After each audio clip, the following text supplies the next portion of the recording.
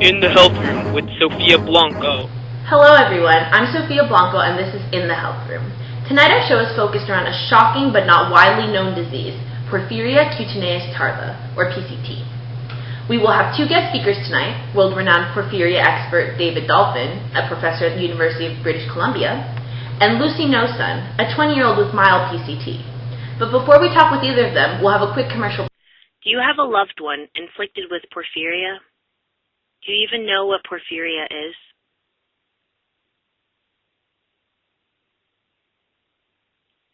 This little girl is inflicted with porphyria, and because of it, she cannot play outside normally without protection from the sun. To learn more about porphyria, go to www.porphyriafoundation.com, and you can learn about this rare disease and how to prevent it. Hello, this is Sofia Blanco with In the Health Room. Our topic tonight is porphyria, and our first guest speaker is Mr. David Dolphin from the University of British Columbia. Hello, Mr. Dolphin. Hello, Sophia. So, Mr. Dolphin, you teach students about porphyrins, which help cause the diseases of porphyria, right? Yes, I do. I became interested in porphyria in the 1960s and decided to pursue a career after them. Very interesting. And in 1985, there was a debate over your proposed topic about porphyria. Can you tell us more about it? Well, I don't really like to talk about it, but I proposed that one of the types of porphyria, PCT, was associated with vampires. Tell us some more on how you came to that conclusion. Well, I saw that PCT patients could not go into the sunlight, which was a common trait of vampires.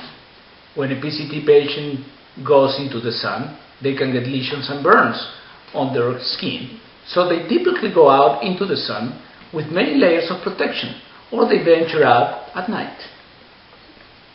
Also, you have some theory about blood drinking? I do. I believe that since PCT patients like him, because of improper production in the heme production pathway, that they need some way to get heme.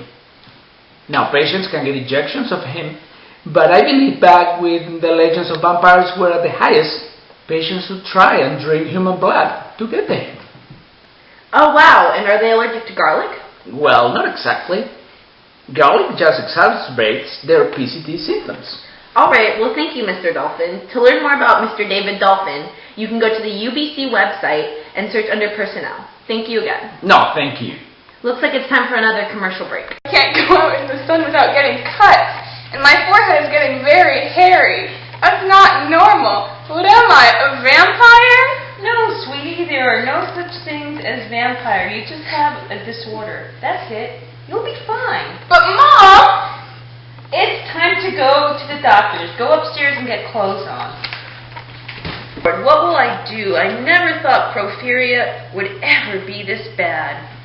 Many families throughout the world go through this with their children. Help us reduce this number by donating to the National Institute of Diabetes and Digestive and Kidney Diseases, so we can further our research of this disease. Thank you. Hey everyone, this is Sofia Blanco with In the Health Room. Our next speaker is Lucy Nosun, a 20-year-old PCT patient here to tell us about porphyria and its effects. Hello, Lucy. Hello, Sophia.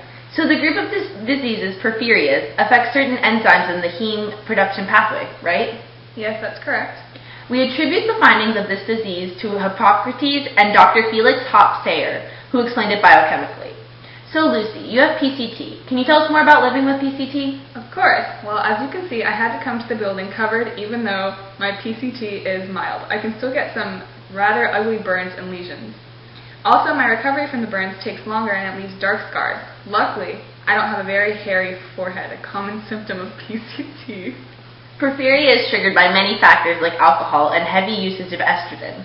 Do you know what caused your porphyria to resurface? Actually, a mix of both of these. I was a heavy alcoholic and I was on birth control when I first started getting symptoms of PCT. After I first saw my dark urine, I knew something was wrong, so I went to my doctor. He tested my urine and it came back positive with uroporphyrins, which indicates porphyria. After that, we started looking at treatments, which meant cutting birth control and alcohol and looking at treatment like pills. Has any of that helped at all? Somewhat. I still need to cover myself up when I go out into the sun so I don't get burns. But other than that, it's much better than it was. Well, thank you, Lucy, for sharing your story. No problem. Edward, I need to show you something. What, Bella? You know I can't go out in the sun. Well, cover yourself up. I need you to see this. I made it myself. Fine, hold on. Are you filming? Yes. Yeah. I made garlic bread. What? Bella! Oh God, help! Not all movie characters end with a happy ending. The NVS is here to tell you that vampirism is real, and its real name is porphyria. Help us combat this disease so that our favorite movie characters can live in peace. Well, that concludes our show for today, and thank you for watching In the Health Room. I'm Sophia Blanco, and good night.